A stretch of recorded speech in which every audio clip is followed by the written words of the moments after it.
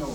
Yeah, well, Eleanor Roosevelt came to the city of Detroit in 1935, Labor Day weekend, to break ground for the Brewster projects. Now, this is what the old timers tell me.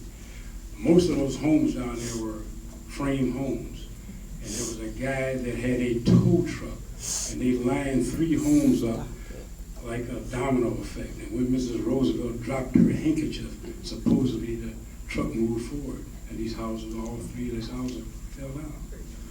Okay, now one more story. At the age of 18, there was a fellow at Pershing High School by the name of Albert King. Albert King, Leroy Dews, and John Beasley. They all drove in the 1930s.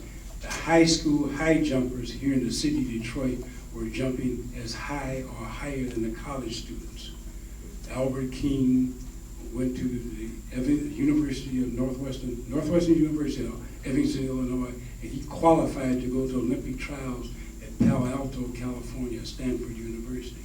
However, he missed by a half inch. A Canadian fellow beat him out.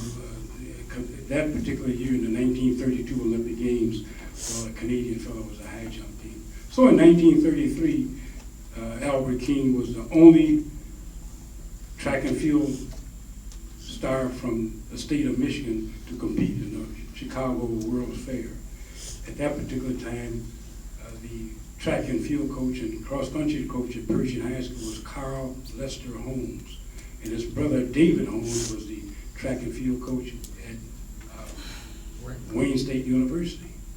And those fellows, believe me, were way ahead of themselves as far as race relations. They were from Stillwater, Oklahoma, and they both attended Oklahoma State University.